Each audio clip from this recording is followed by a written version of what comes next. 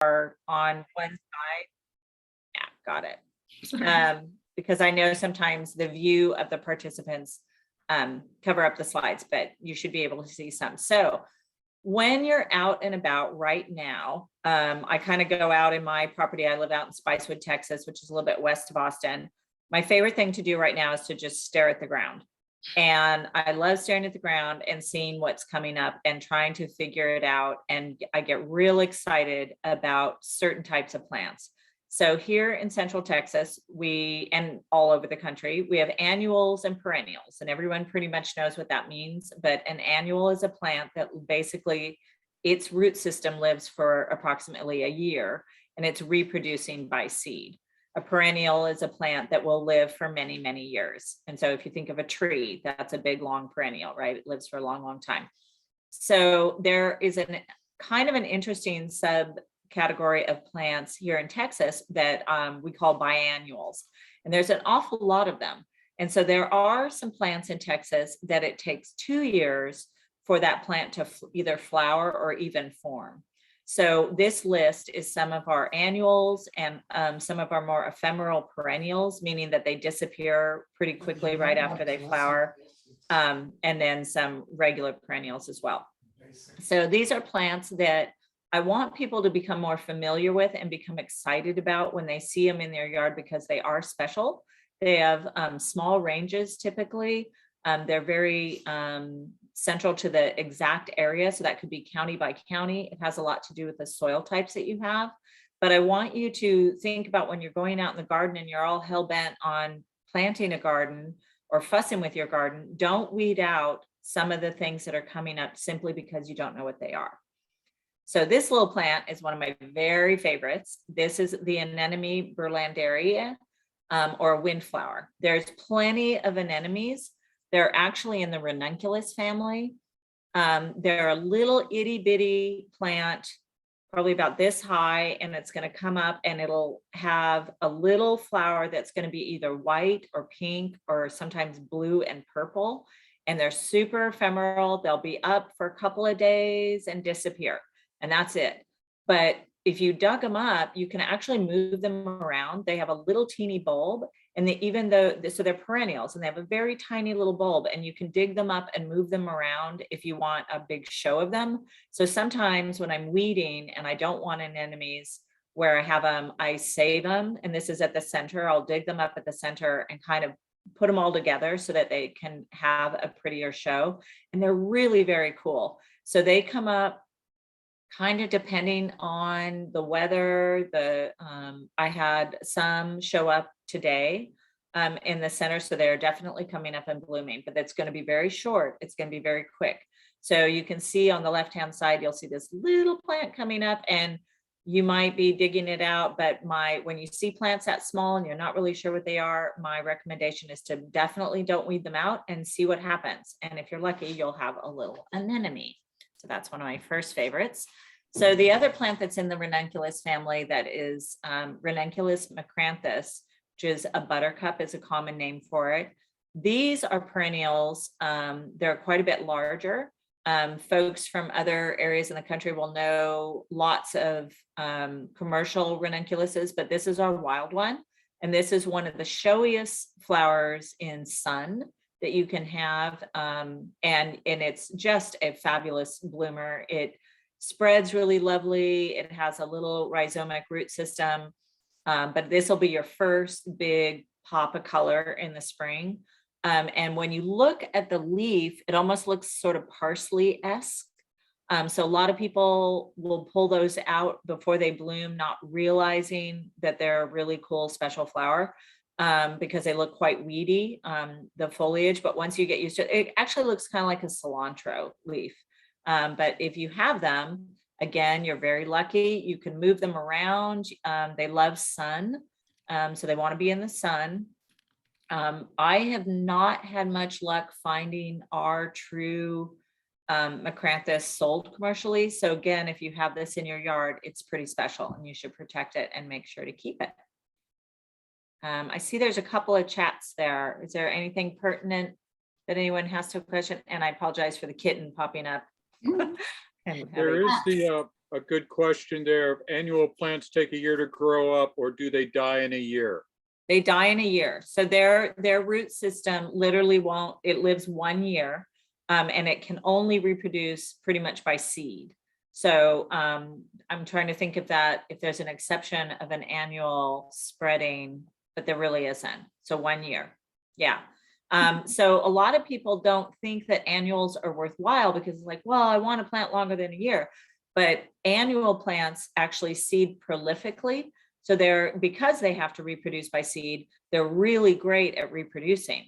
And so if they're happy and you're planting the right annual in the right soil, you will have them year in, year out, and they'll just continue to reproduce. But the plant itself does not live past a year. So some people will swear, they're like, no, it was right there.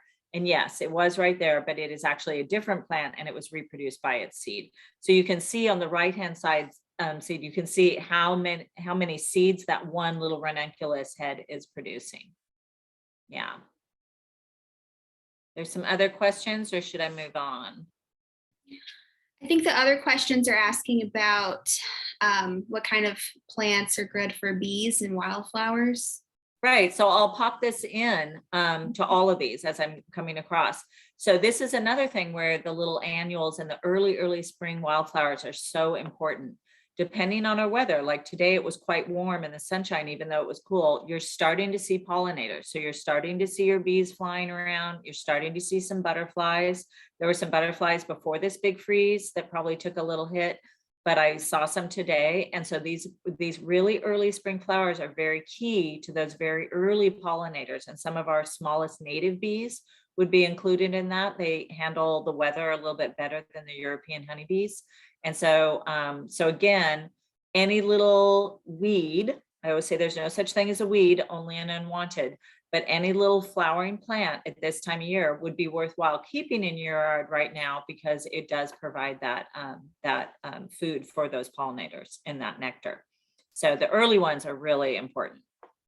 Mm-hmm. This is one of my very favorite plants that I think is super underutilized. This is an annual plant. It's a Cordalis. Its common name is scrambled eggs.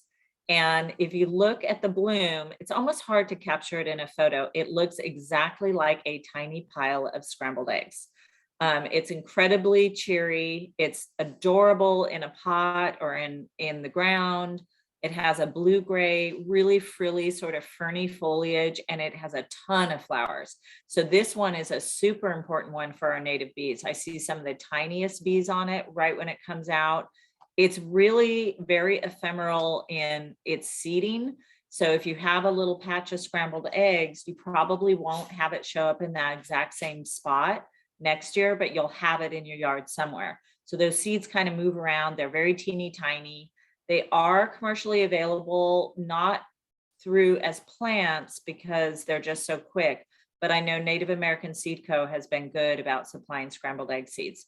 And so once you have them in your yard, it's fun to kind of keep them around. And one of the ways that I do that is I have a lot of pots for some specialized plants because I am in caliche soil. So I have my caliche soil plants that I love in the hill country, but then I'll try to do some other things that might not like my soil, and I'll do those in pots. I always recycle the soil that I have, and I keep that soil in circulation. And then that way you have fun little ephemeral annuals that pop up in the soil. So I get scrambled eggs in all my pots every year. I have no idea when the first seeds that I bought, it was umpteen years ago, probably 15 years ago. And I always have it show up in my pots in the spring, and it's super fun. So again, if this is a plant that you have showing up in the garden, right before it blooms, it's going to look quite weedy, and it's got that fuzzy blue-gray foliage in there that is super cool. And so if you see something that looks like a pile of eggs, keep it because it's really, really, really neat. So there's two different types. There's Aurea and I'm going to butcher this, Curviciliqua, and I'm not exactly sure which variety I have, but both of those you'll see in Central Texas, and they're really quite similar. Oh, now there's 14 people. Any other questions? You can keep interrupting me as I cruise along. Yeah, really quickly, what about biannual? What does that mean? It takes 2 years to fully develop? Right. Right. So there's different ones. There's like, so standing cypress, which I don't have a photo of, but is a really fun hummingbird plant. That plant, that seed will drop. It'll form a little ferny, sort of leafy rosette at the base for a year. And then the second year, typically it will send up its flowering spike. So some people would call that a biannual. There's other things like Prairie Fleablane, which is a native plant that you would see in caliche soil out here in the hill country. That plant I have in mass, but I only have it every 2 years. So that one I would consider a biannual. So the way you can get a biannual, like a standing cypress, to be in your yard every year is to seed it a couple of times, multiply like year after year. And so then it looks like you have it every year, but you're actually having those biannual years on separate years. I know that sounds kind of complicated, but think of it like even years and odd years. And if you seed it all the time, then you can do that. Prairie Fleablane, I've been able to do that at the Wildflower Center, but I don't mess with my ones at home because those are wild and I like to just let them do what they do, and they're biannual. So I hope that explains it. It's a little bit nebulous, and there are some plants that are biannuals and some that are perennial. And actually this one, oh, it's not this one, it's the next one coming up. So the next one coming up that I have, where am I?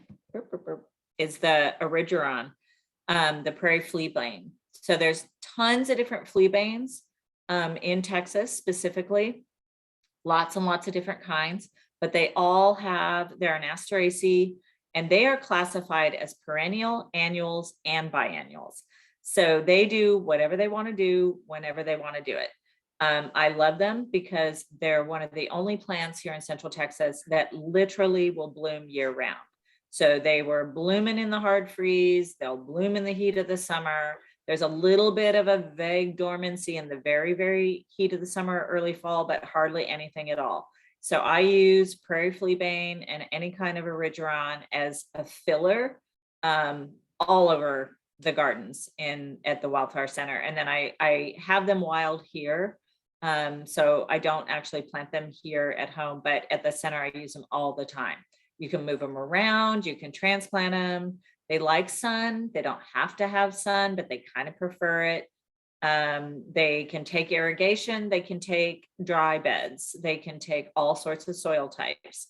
So they're really neat little gray blue rosette foliage and a really cute little daisy.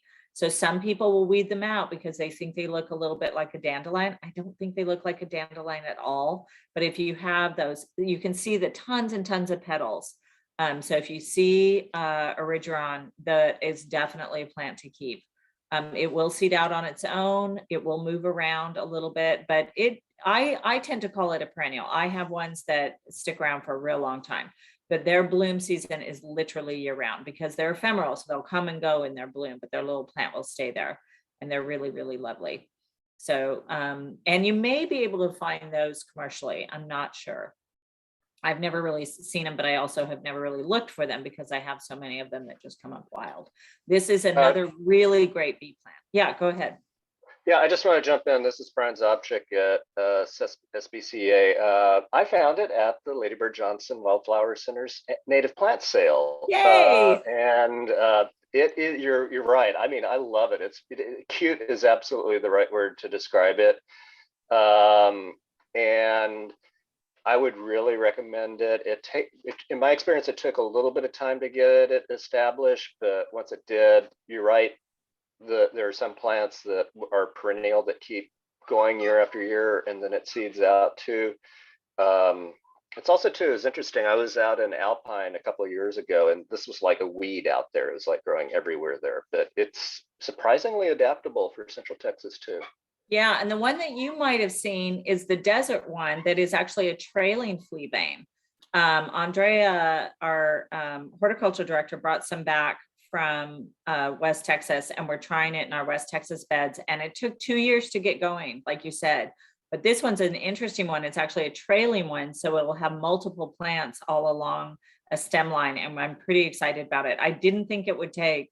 And it's the second year and they're actually reproducing. So they haven't bloomed yet, but I'm pretty excited about that species. So that might've been the one you saw in Alpine. It's pretty cool.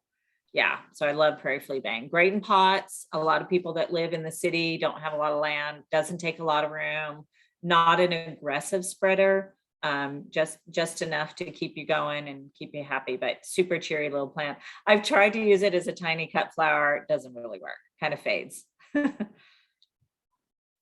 This one is gorgeous. This is a really special plant that hopefully nobody would ever pull out of their yard. This is the catchfly, the prairie gentian, the Eustomia exaltatum. It is a really, it looks super fancy. Everything about it looks fancy. It looks kind of like a bluebell, but it's a little bit smaller. It's got a gray blue sort of very upright form. Very showy flower, super ephemeral. It'll bloom really fast. I keep looking for it out in the yard. We were burning today in the parking lot and I was looking all over for it. It's a little bit early, but it should show up any minute and it will literally be around for just a couple days and then it disappears completely. The plant itself like sort of completely disappears. It is listed as an annual, which surprised me a little bit. I thought maybe they were perennial, but it does list as an annual. So if you have this little guy, it's gorgeous. I can't imagine anybody, as long as it's blooming, they won't pull it out. If it isn't blooming yet, it might look like a little weed. Like it almost looks like a chicory in terms of its leaf. And so some people might pull it out, but if you don't know what it is, leave it because it's real cool. These are some of my favorites. So this is a Linum. Some people pronounce it Linum. I pronounce them Linum Flax. So we have several different ones. There's the Hudsonia, the Hudson's flax, the Burlandia. There's about 6 different kinds. I think I have Aria in there as well. Teeny tiny flower. Really cute little beetles, love them. Tiny little ants, tiny little bees. Just as showy as can be. Looks like a little shiny poppy almost. Some have redder. The Hudson's has that nice red center. The Burlandia is a little bit larger bloom. Itty bitty form. You can see in the center photo, it comes from a single point with a little leaflet, like very lance leaves in there. They bloom very early in the spring. If you're lucky, they'll go a little ways. If it's too wet, you don't get a good year. They tend to want to be on the dry side. Hard to know where they're going to show up.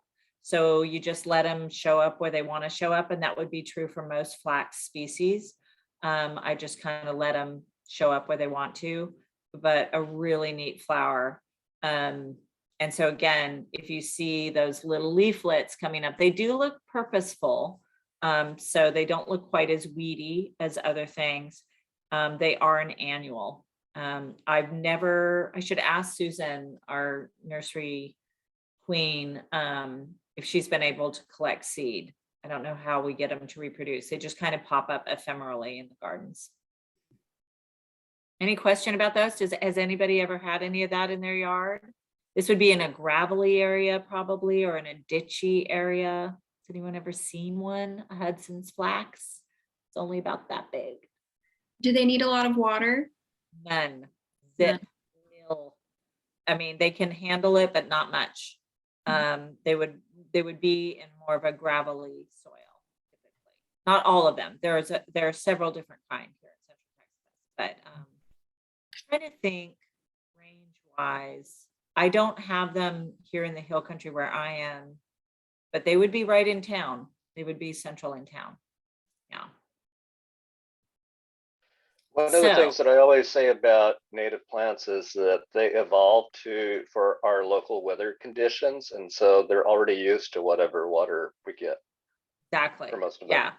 And many of the little ones and many of the annuals really cannot handle irrigation. That really messes it up. They want to just have, that's why, they're really short season. They need that.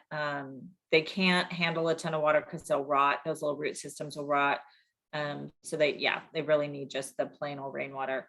Okay, so everybody grown, but yes, keep your dandelion. Texas has the prettiest dandelion, hands down. It is the cutest thing. It looks super formal. It looks like a little mum. It does not look like a regular dandelion, which are gorgeous and delicious. It's a paler yellow. It's a creamy white yellow. It's really quite showy. So we collect Texas dandelion every time we see them. I have them in my chalk prairie bed, and everybody oohs and ahs like, what's that very special plant? It's like, that's a Texas dandelion. So I'm not even going to try to pronounce it. I can never do it. I have to do it really fast. Paihohapapas. I think that's right. Anyway, it's a Texas dandelion and it's so cool. So the one that the way I can always tell Texas versus, until I got used to them, is it looks more mum-like. So the interior petals produce a floret that's quite mum-like. And then whereas a regular dandelion is more, they're almost all the same length and they're more cupped. This is a wider, broader one. And again, it's a creamy white. It's not translucent. It's not that bright yellow. The dandelion form of the plant is a little bit different than a regular dandelion. So anytime, I never pull dandelions until I know for sure which one they are. And then I'll typically pull all the ones that aren't Texas. But dandelions are great. Even the non-natives are delicious. So I think it's funny that people buy dandelion at the store for their salads, but they won't eat the ones that are in their ground. So they're yummy. You should definitely eat your dandelions. But if you have the Texas one, you should be really happy and keep them. They're really, really cool. Has anyone ever seen a Texas dandelion? So they're not a weed? Hey. Well, I mean, see, here's the thing, is there really is no such thing as a weed. That is just a common sort of mean term that people do plants. Now, there are invasive species that are aggressive. There are things that people classify as a weed, but it's really just a plant that you don't want in that space. And so one of the things I want to get people to understand is so much of the plant life that is in your property is supposed to be there. It serves a purpose for something. It has a symbiotic relationship to another living organism. A lot of those organisms are underground. So really think long and hard before pulling stuff out of your yard and then going, I love our local nurseries, or going to say, and just planting a whole bunch of random plants. Really pay attention to the community of plants that you have in your yard and think about why they're there together, why they are showing up exactly where they are. Is it sunny? Is it moist? Is it dry? And then try to replicate and build off of what's already there. And I think if you do that, you're going to have a lot more diversity in your yard, and it's going to be a healthier yard, and it's just more interesting. So much of our plant bodies that are here in Texas, you can't buy commercially, and the lands are just being wiped out at this crazy rate, which we'll get to. But these are plants that they will disappear off of the planet if we don't embrace them. And we have a unique opportunity to keep those populations healthy and strong. And that's by embracing them, getting to know them, and learning to live with them and appreciate all that they have to offer. Sound very preachy, but it's really, really, really important. Yeah, one thing that I would also add too is that, I mean, weeds are usually in the places where we don't want them. And the thing is that all of these plants that you're talking about, you can move them or you can grow them elsewhere. And that's, I think, kind of an important concept, is to realize that you can landscape and garden with these plants that weren't in your palette before. Right. And it's important. You can move them around. You could try to move them around, but pay attention to where you're moving it, why you're moving it, and really pay attention to their success rate. And if it doesn't succeed, it might not be the transplant process. It might be a soil issue. It might be that it needs to be with another community of plants. And so you can kind of learn from those experiments, but definitely experiment with it, because that's how you learn. And they are quite resilient. Let's see. I was doing a top 10. So there's only 10 of these, and then we'll move on. So this is another really cool one, Tanantia. Tanantia is in So it's in the same family as spiderworts. That would be another common name. This one is false day flower. There's about 3 or 4 different types. Neither of these photos do it justice. The Tanantia is a little teeny tiny one. You can almost tell the size by the other leaves that are in there of how small it is. It would be it likes to be in leaf litter. And it has a teeny weeny seed, and it really cannot reproduce unless it has the leaf litter in there. So this goes into a conversation in spring where people really want to clean their yards, and they want to get it all clean and tidy and blow out all their leaves or rake up all their leaves and put it on the compost pile, hopefully, if you're going to move it at all. But ideally, if you can leave some of those areas be, in the shade especially, and under your trees especially, there are many, many, many community of plants that need that leaf litter and need all that microbial community under there to propagate and to survive. And Tanantia is one of them. So the giant spiderwort isn't quite as fussy, and you'll see it in all sorts of different soil types. But this little Tanantia has to be in some pretty deep leaf litter. And if you see it grow up, it looks kind of just like grass at first, and then it'll broaden out into those leaves. And then it has a really cute flower and a really nice formal shape, and it can be quite stunning. So your head will whip around if you're walking along a hike and bike trail or something, and you look in the leaf and you see a whole bunch of Tanantia. It looks really purposeful. It's super gorgeous. They're going to bloom. Our batch isn't blooming yet, but they should bloom anytime now. And then again, it'll be really quick. It'll be like 10 days and then they just disappear out of ground. But I've had a heck of a time growing these at the center and trying to get them to reproduce. And there are certain patches of the gardens that I won't blow out the leaves or rake out those leaves at all, because I know I can't get the Tanantia to come back. So leaf litter is just pure gold. It should why we use little pieces of paper as money and not leaves, because they're so much more valuable. They just supply so many nutrients to everything. Everybody needs them. Everybody uses them. And it's $1 billion plus industry where people remove leaves and then buy compost and buy fertilizer. And it's just so sad, because it's real basic. Keep your leaves, leave it on the ground. There's a cute little promo that everyone's like, leave it be, because you really do want to do that. One of the other reasons for the folks that were asking about pollinators, all your moth chrysalises that are underground, those are all in leaf litter. And if you blow them all out every spring, you have decimated your entire population of your pollinators on your moths that you worked for so hard, and you had your caterpillars and you had your larva food. Well, all of that little larva went underground.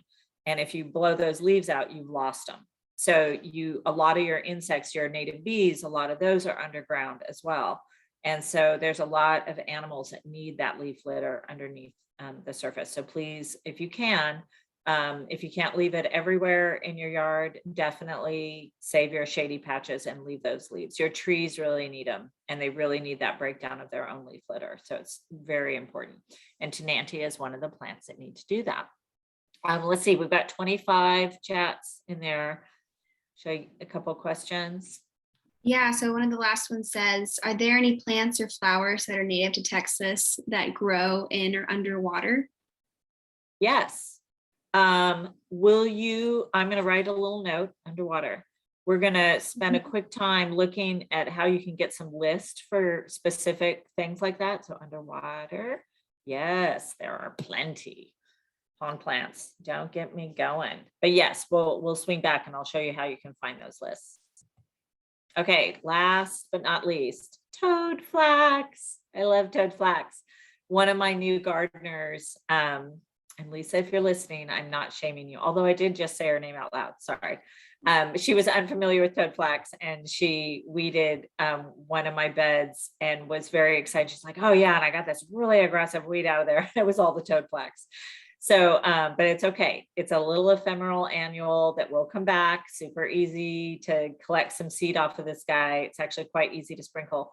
But you can see on the left-hand side that until it blooms, it just looks very strange. So it has its cotyledon leaves that are round, so that looks kind of weedy, and then it will send up this shoot that looks kind of aggressively weedy, and it'll be in this big batch because when it seeds, it's seeding from those flowers that fall pretty straight down. So it'll be quite thick, and people will weed it out thinking that that's just a messy weed. It's real bright green. But boy, oh boy, if you leave it, it is a gorgeous flower. So it stands probably about 4 inches tall, covered in blooms, little penstemon-like blooms, and just the cutest thing. I've never understood where the name toad flax came from. I always look for toads, like, do they like toad flax? I don't know. But just a real cool flower. And then it's also one of those ones where you can collect the seed quite easily and sprinkle it around anywhere in your garden and it'll show up. It's real ephemeral. It's only going to bloom again for about 10 days and then be gone, but it's real worth it. So those are one of the ones that I typically don't weed out of any bed in the gardens because they're not going to cause anybody any harm. There's some quick early flowers in the spring before the rest of the beds get going. And so we do let toad flax and anemones, we pretty much keep in the gardens anywhere they want to be because they're so quick. So that's my top 10.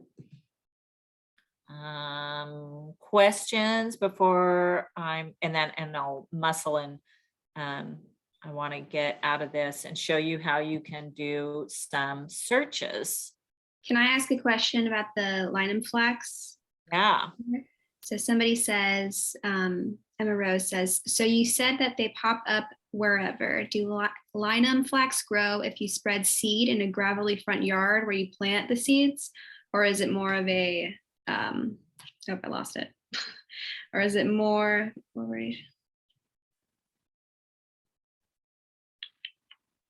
more of a wild sporadic growth? So yeah, it will come up pretty much. This computer is giving me a little bit of a pain. It can handle gravel. It can handle regular soil. It can come up in irrigated beds. So it would like sun. That would be about the much. It wouldn't want a ton of irrigation. It tends to be in the gravel, like sometimes we'll weed it out of paths and then gravelly paths and then move them into the beds and it does just fine. So you can transplant them real early when they're small, but they're so little, their root system. A thing about the annuals is they don't need to build a big root system, right? So they don't have a lot of structure. So annuals are kind of tricky. Some move better than others. The anemone have a bulb so they can move better. But the little toad flax has just very fine little root system. So you got to be quick about it, dig up the dirt with it, put that little bit of dirt and try not to disturb the roots because there's only a couple of little advantageous roots in there. So I'm disappointed because I had my database all ready to go. So while I'm not in screen sharing, I'm going to open up Firefox and you'll just hear me babble for a minute. And no, I don't want to do some ad thing. Keep asking me questions while I get the database up. Can you recommend any studies on microplant community parameters of Central Texas wildflowers? That was a hard question. Yeah. Question? Can I recommend studies? Yeah. Clark, do you want to unmute about that? Yeah, one of the things that is fascinating is, and you brought this up, we often look at just individual plants and Chloe and the like, but you've used the term a lot of times communities, these little plant communities that come Right. up. And right. Those plant community and whether certain plants have to be in those communities to survive. And what are the ecological parameters for such communities?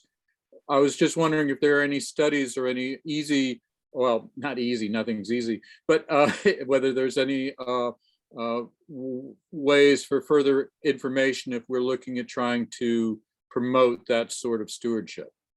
There are, and there are many. The most widely published and easy access would be the studies with the mycorrhizal communities underground with trees. So there's been a ton of now published and peer-reviewed research where they've done all sorts of really great experiments where they can prove that not only do trees have these relationship with fungi underground, but that they can share resources to other plant communities. At first, it was thought that they would only share resources to their own species.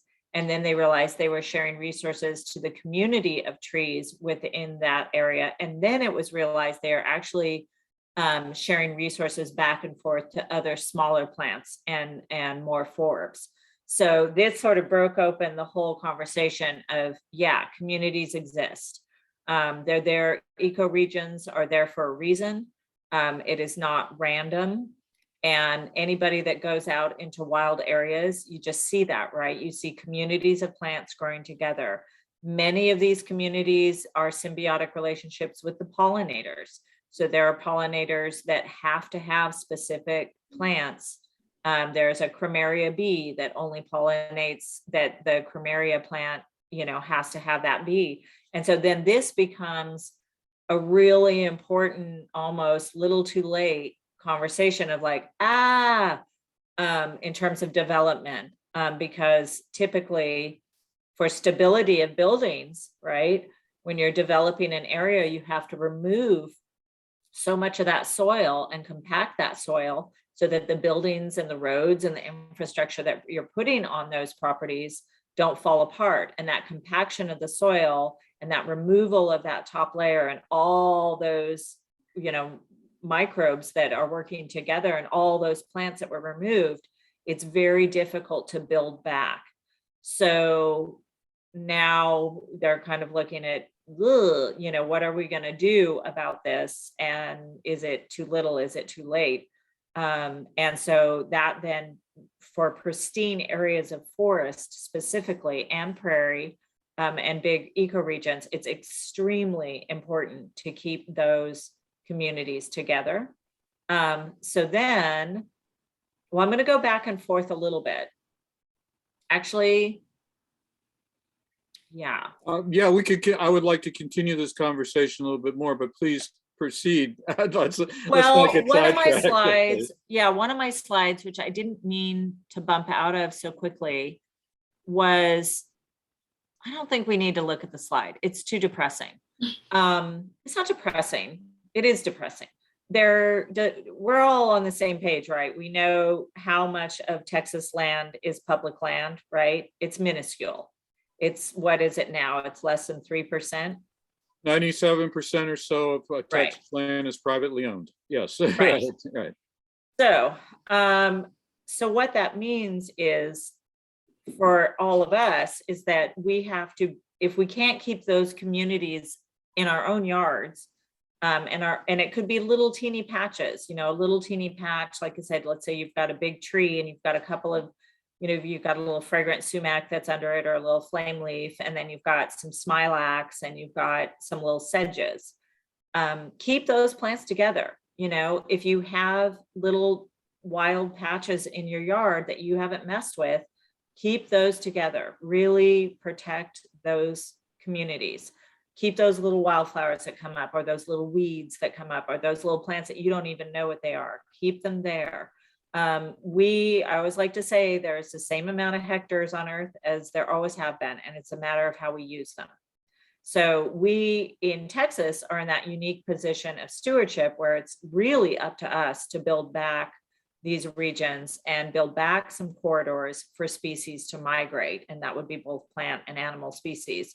And we can do that. I always like to, when I talk to different communities, to look at Google, like if you look at the satellite images or Google Maps of your area, it's kind of a refreshing way to look at it. If you're thinking, well, I'm doing all this work in my yard, does any of it count? Does any of it mean anything? And then look at Google Maps of your neighbors and your area and look at those trees. Do those trees canopies connect? That's a corridor. You might see a whole bunch of fences, but you might see areas that aren't fenced. Does your yard connect to that other yard? Can that bee get from point A to point B in your yard? You're creating corridors, you're creating landscape.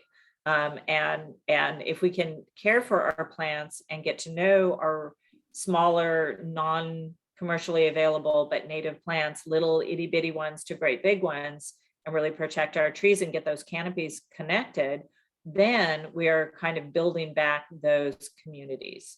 And it's remarkable how little space can create habitat. Really remarkable. So, you know, I think there's been all sorts of different organizations, National Wildlife Federation, Nature Conservancy, all sorts of different ones that do encourage to build backyard habitat. But really getting into that habit of looking holistically at your property and building back as much as you can, and letting it go a little bit feral and see what happens. The soil itself can really build back quickly, especially with that leaf debris on there. I'm really glad you brought all that up, because this is one of the things, while the pristine wilderness, the concept of pristine wilderness is something we always enjoy. The reality is that much of, especially the watersheds we're dealing with, are very disturbed. And so how do we, instead of approaching it of trying to preserve what is there, even though we need to identify what is there worth preserving, for sure, but how do we move into the future to try to use these natural systems and natural communities and steward those natural processes in our instead of as an add-on to our development, but an integral part of our development. Those are just some things just kicking around in my mind these days. Yeah. And a lot of that is by just being less handsy, right? Being a little bit hands off, letting stuff rot, letting leaf debris happen, letting dirt get a little bit feral, maybe not watering, maybe turning your irrigation off, and see what survives, see what's supposed to be there. Dig way down in your soil. If you're a little bit suspicious that your soil is not the soil that is in that area, dig way, way down. Quit amending your soil. For heaven's sakes, use the soil that you have. You need to, the plant that you're going to get a much more diverse community of plants by utilizing the soil that you have. Another $1 billion industry, right? Where people go out and buy bags and bags of dirt and try to make their soil fluffy. Oh, I have clay soil. What can I do in clay soil? Gazillions of things. You want to plant plants that grow in clay soil. If you have caliche soil, yay, it's the best. You can grow tons and tons and tons of plants that grow in caliche soil. So, you know, quit trying to make all your soil look like a potted plant soil or like your house plant soil. Stop adding perlite to everything. You know, really leave that soil alone. See what happens. If you want to augment water, catch some rainwater when you can. But really think about why you're irrigating. It's especially tricky with your trees. If you've got great big trees and you just built a house there and they saved those trees and then you put in a whole bunch of irrigation, you're going to maybe kill that tree. So really think about, are you helping and why you're doing the things that you're doing? Are you doing it because you just want to mess with your garden? Great, mess with your garden, but observe it, write it down, appreciate what's there. Grow a vegetable garden in the corner just to get your, you know, yayas out about planting things and harvesting things. But let some stuff be wild. And you'd be amazed how fast some of these plants will come back. And of course, no brainer, get rid of your cruddy lawn.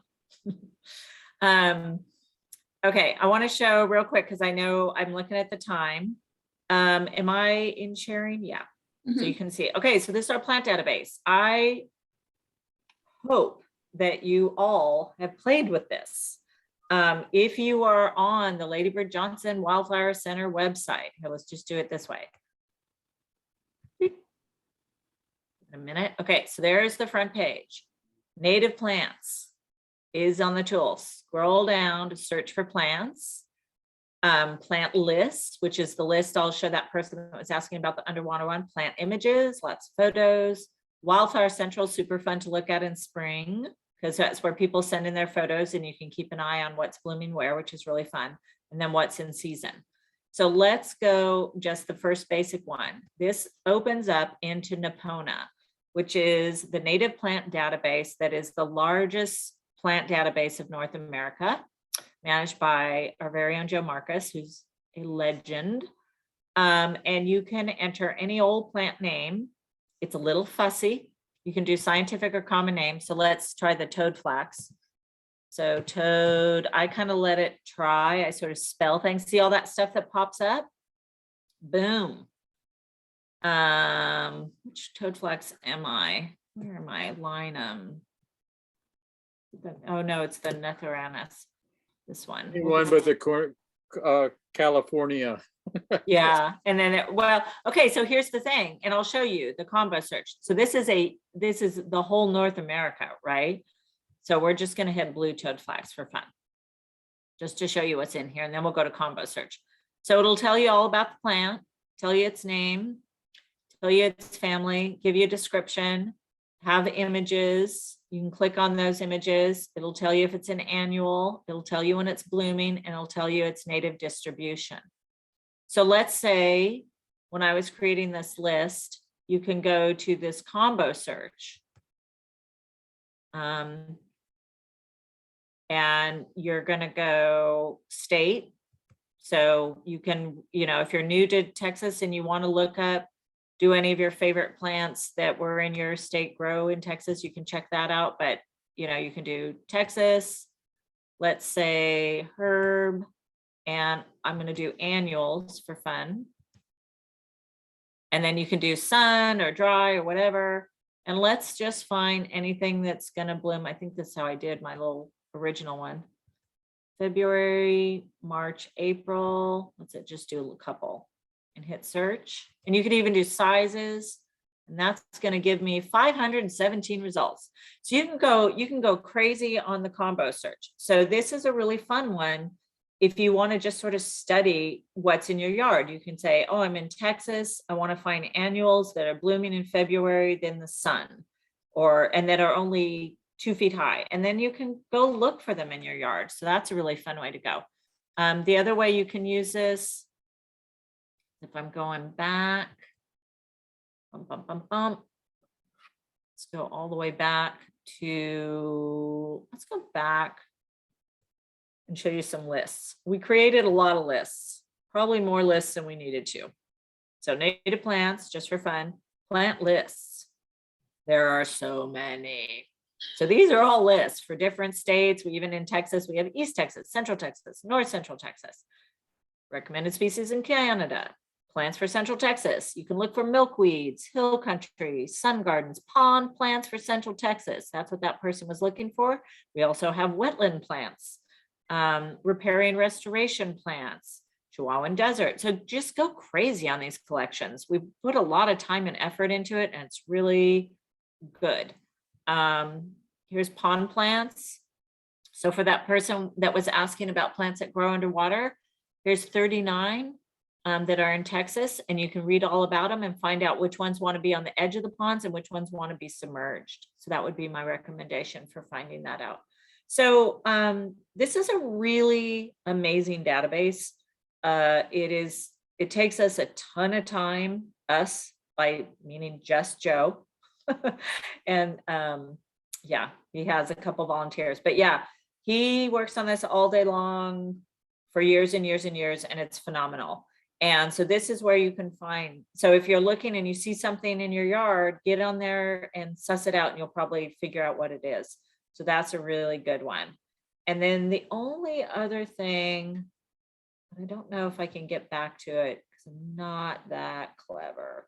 The only other thing I looked at, and I actually I didn't really like the slide I found, is the soil map.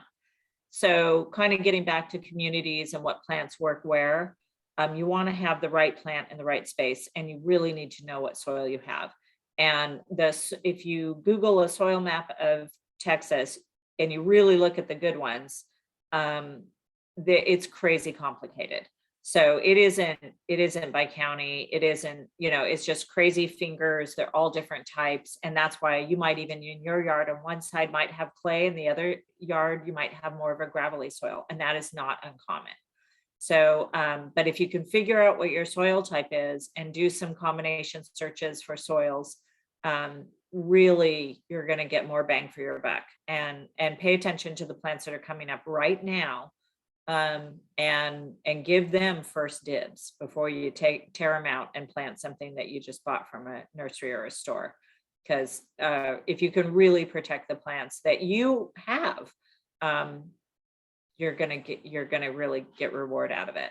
So I hope that resonates with folks. Because you can plant anything, but keep the ones you have first and foremost.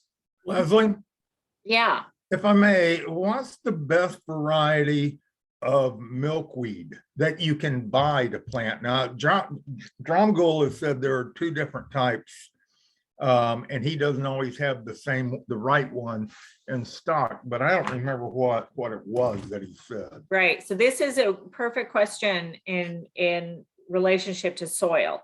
So it's absolutely going to depend on the soil that you have and the water that you have. So we in Texas have many kinds of milkweeds. Everything from Asclepias, we have like a Zozoides, and so someone that's growing a green milkweed and a Zozoides might not be able to do an antelope horn.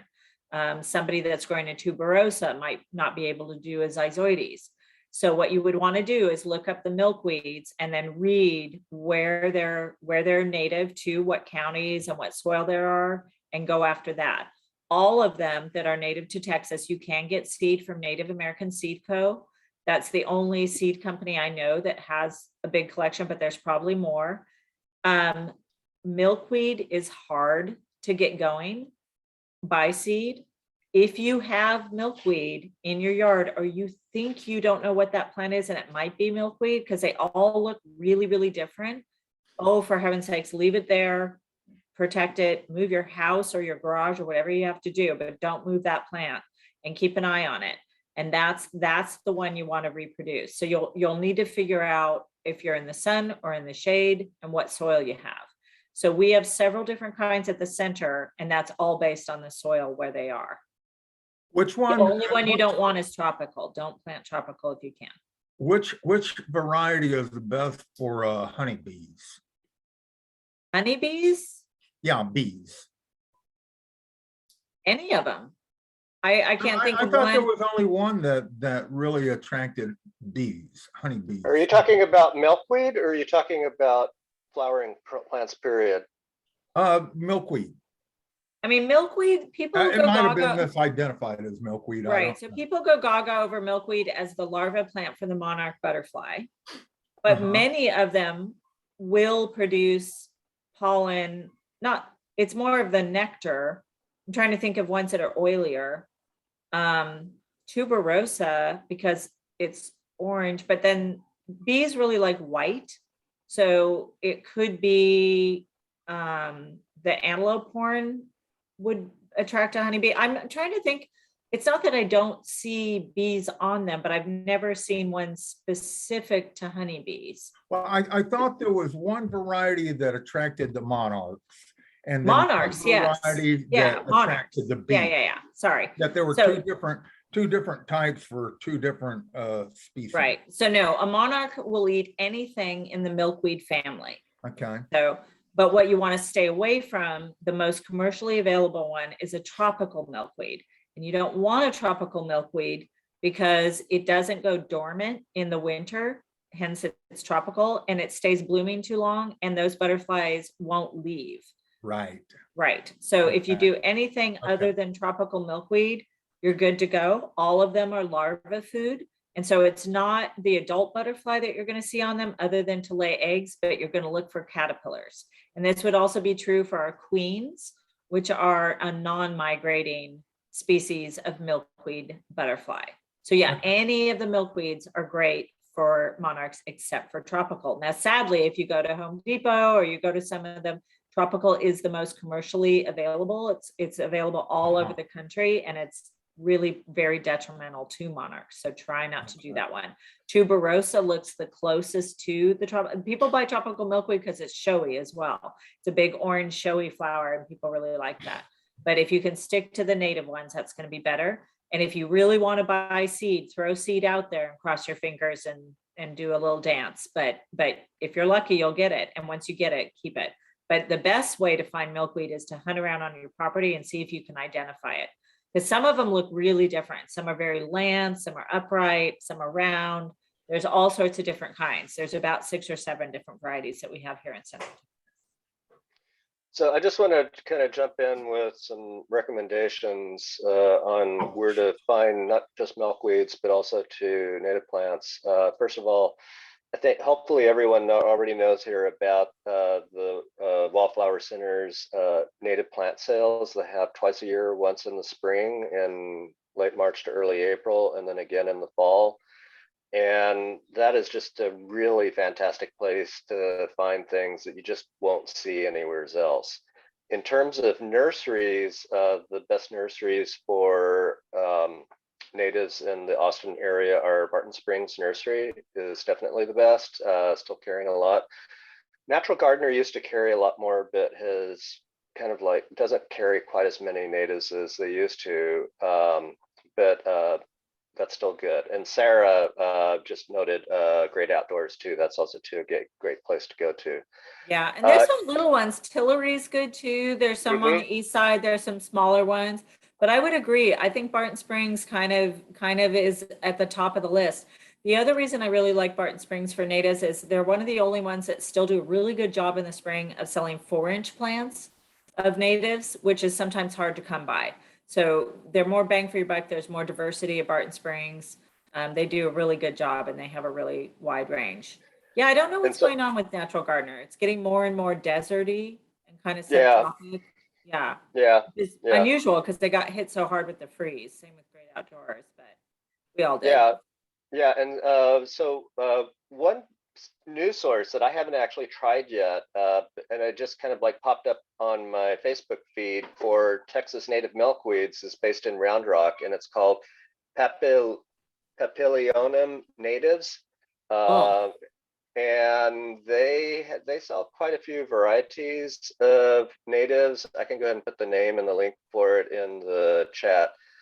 I haven't bought anything for them yet, but they do seem to like sell quite a few varieties, and they sell actual plant seedlings, not just seeds.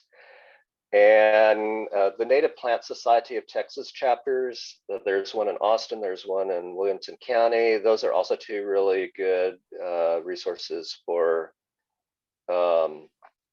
native plants for Central Texas. And then my last plug is for, for the really kind of harder to find stuff, I go down to Kerrville because there are 2 nurseries south of Kerrville. One is called Natives of Texas, and that's all they stock. And then there's another one called Medina Native Gardens. And they're both kind of really good. Yeah, we actually have stuff shipped up to us from them. I forgot about them. Yeah, they're really good. There's some very good wholesale nurseries. Native Texas is a wholesale, and Joss is a wholesale that does a really good job. There's another one that we get some stuff from, which is great. Everybody, all the nurseries, it's going to take another probably 2 years to get that stock up and going after the freeze. We lost a lot of stuff from that last freeze. Not this one, but the last one. So especially for trees, all our tree growers it's going to be another 2 years before some of that stuff is ready to go. Hey, the other thing I want to say where everybody's, for monarchs, one of the things about Central Texas, we have a lot of native milkweed and we have some wildlands where there is still good amount. What you can really do to help monarchs is in the fall, really make sure to have some fall blooming plants, some nectar plants, because that's really what they're missing right now. They need that extra oomph to get to Mexico. So if you can do anything if you get sad that you can't grow milkweeds easily, if you can add some late blooming, some very late summer and fall blooming flowers, that really, really helps our monarchs. That's kind of the last ditch that they need. They need that extra nectar. So I almost think that we need that more than the milkweeds here in Central Texas. Milkweeds is really, really important Midwest for the monarch journey. But here in Central Texas, we actually have quite a few and in good numbers. In the chat, someone wrote, would that be something like a Gray's Mist? Yeah, definitely. Greg's Mist is great.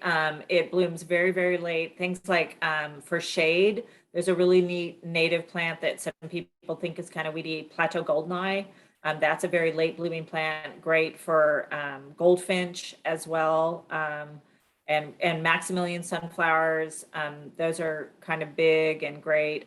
Shrubby boneset is another mist flower that's a woodier one with white. That's one of our big stellar late nectar. Yeah, so all those plants would be terrific. Yeah. Cool. Does anybody else have any questions quickly? I do. Yeah, I have a question that I put in the chat. So it has more to do with question around if you let your yard grow wild, you can run into issues with code enforcement wanting to come and tell you can't have things over a certain length. I don't know if you're all familiar with what I'm talking about. Oh yeah, no, it is. And I do And I'm think, wondering, yeah, and I go guess ahead. my question is, has the Wildflower Center engaged with the city in this respect, or in terms of looking at policy around that sort of thing? What are the obstacles that we face? Yeah, we do. And the city of Austin, the Grow Green Guide is a guide that, we've kind of worked with them, and they've done a great job. They've been very good about really trying to find these neighborhood associations. It's really more the homeowners associations and the neighborhood associations,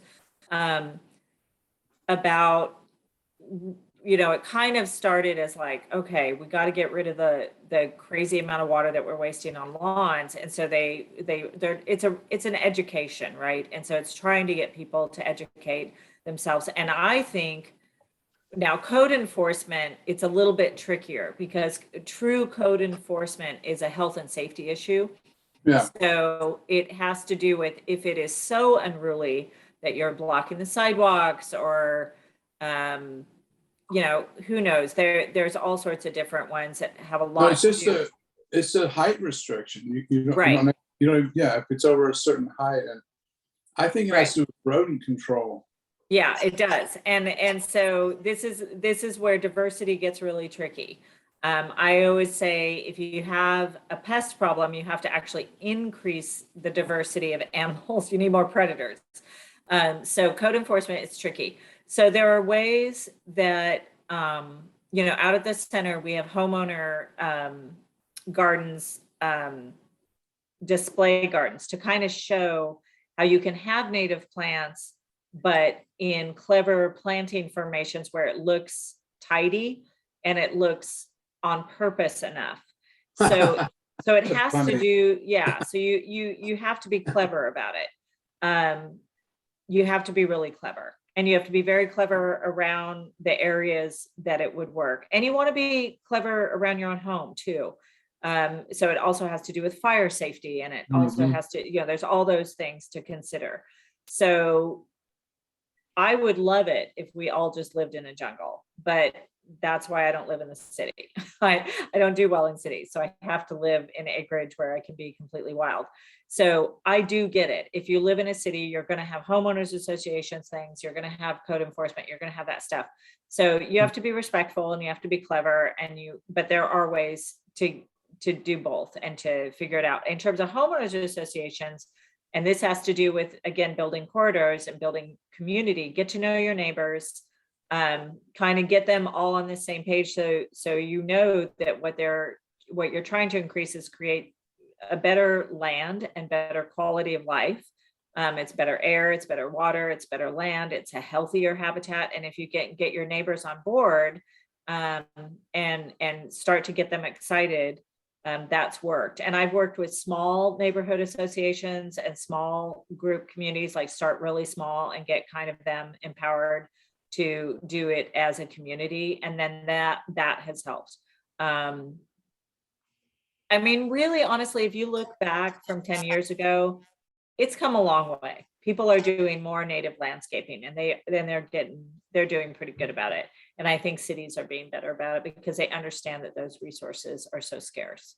Yeah, just as an anecdote, several years back, probably over 10 at this point, we worked with the city and developed the Wildlife Austin program, which was specifically to help promote idea of backyard habitats, and also the city being designated by NWF as a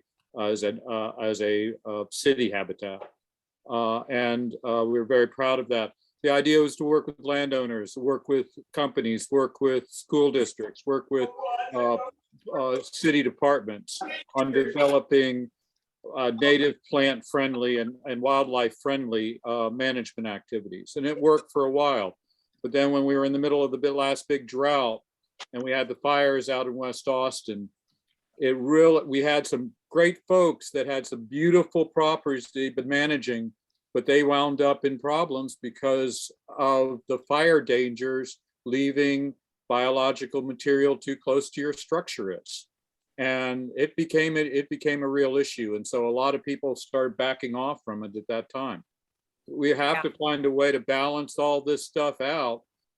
If we can accept the aesthetics, the aesthetic change, it's just the safety issues come up next. Okay. Right.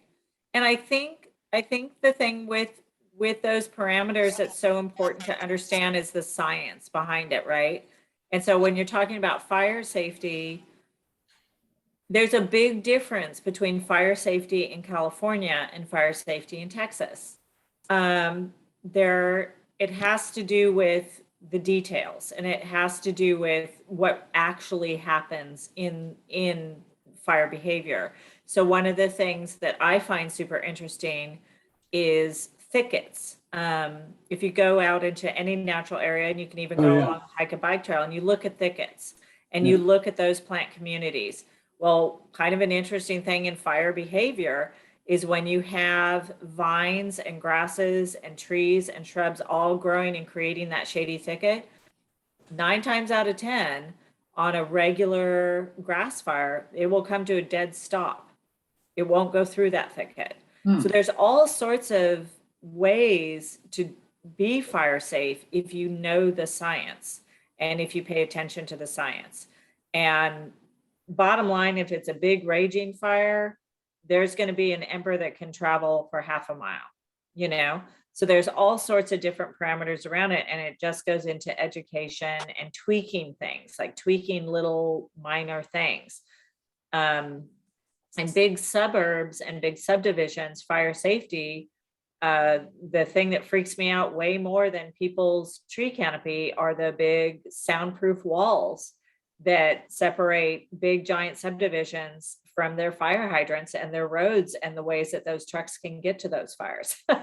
So there's all sorts of things that become very fire dangerous rather than just the plants. But yeah, all that stuff has to be considered and should be considered. We don't live in the wild. We live in communities that are quite dense and that are really quite dangerous, and you got to be smart about everything. Flooding is another big one. You got to be really smart about your plants, that you can use your plants to protect your home from flooding, or you can bring that water right to your door, depending on what you do with your landscape. And Leslie, that's a wonderful illustration that we talk about all this beauty of the plants, but we also need to talk about the commitment of taking this stuff on. Yeah. It isn't just a question of once and gone, unless you're just creating a one-day event. And otherwise, it is making it part of your life. And it's a beautiful thing, wonderful thing to do, but we become not just consumers, but stewards. And I think that's an excellent thing. Okay. Yeah. And that's, that is sort of the silver lining of, if we're going to live in a state that has no public lands, then it's literally up to us. And that's a real empowerment, really. It's not a burden as much as an empowerment. Because I can't think of other states that you have that, ownership. I have one other question. And I just want to make sure I kind of have a good takeaway of why you were showing us the plant database. Correct me if this is the right way. What I'm getting from it is that you could use the plant database. You could identify the plants that are already growing on your property, and then use the plant database to understand what are some other compatible plants that grow together with these plants normally, if you wanted to introduce new plants in your yard. Yeah, you can use it that way. You can use it when you're planting to kind of think broader and open up what's available to you here in Central Texas. It's also, you can use it for identification. So if you're in your yard and you don't know what that little plant is, but you can get into the combination search and hit, it's blooming in February, it's under 2 feet, it's purple. Mhm. What is it? You can identify some of your plants. So I use it a lot for identification. Oh, If okay. it's something I don't know, I actually can very quickly find what I want. And then, yes, you can definitely use, that's why the lists are nice. So on those special collections, if I go back, one of the reasons we do the list is so you could find, like sun gardens or hill country horticulture, hummingbird plants. So you can start with some communities that are already going to be together, like a riparian restoration plants in Central Texas or drought resistant plants. So the collections are really nice for communities. And then here's a whole plants for ecoregion. So you can actually look at Edwards Plateau ecoregion. And if I clicked on that, it's going to really talk about the Edwards Plateau, and it has 1,980 plants. So that's really important when you look at Edwards Plateau, which is just getting massacred with development, that these are plants that need protection. And if you can get these plants back in your landscape, you're doing some good. Does it have an ecoregion defined for Eastern Travis County, East Austin? It What, does. Blackland Prairie? I don't know if it's going that fine. It does East Texas, like we can do. That would be Blackland Prairie, wouldn't it? Yeah, here's East Central Texas Plains, Texas Blackland Prairies, Western West Coast, South Central Plains, Cross Timbers. So there's that type of search. And then even up in here is East Texas, Central Texas, North Texas. So yeah, play around with those. Okay. Yeah. And then it gets down to the nitty gritty of your soil. Yeah, it comes up on a phone easily enough? Or if you No, it does, but it's not great. No. It okay. does. It does it, but it's a little clunky. I thought I'd ask. 'Cause It's if a lot you're outside walking around, you're gonna have your phone, and it's, you know what I You mean? can do it. I mean, I search on plants all the time. What is it? iNaturalist. One of my gardeners, it's like a gun. She whips out her phone really fast, and she can ID something through iNaturalist faster than I can pronounce anything. So yeah, she's pretty funny. But iNaturalist is great at IDing, and honestly, it's pretty spot on. It's pretty impressive. One thing that I would say about iNaturalist is that there's 2 levels of identification. The app will suggest an identification when you upload a picture, and then once a picture is uploaded, people in the iNaturalist community may review your picture and see it, and they'll either correct the identification or confirm it. Yeah. So it's that crowdsourcing identification that is one of the really great things about iNaturalist. I didn't know about it. I just looked it up, iNaturalist.org. Yeah, and it's an app, right, on your phone. Okay. Yeah, it's actually better to go ahead and get the app, because then you can go ahead and take a picture. Well, you can actually take a picture within the app and upload it. But the community identification feature is something that I just wanted to point out, so that don't just sort of like look at it when you upload the picture and then forget about it. Check back in like 2 or 3 days later to see if anyone's done a further identification. I use iNaturalist with my students at St. Stephen's, and it's pretty amazing. Oh, wow.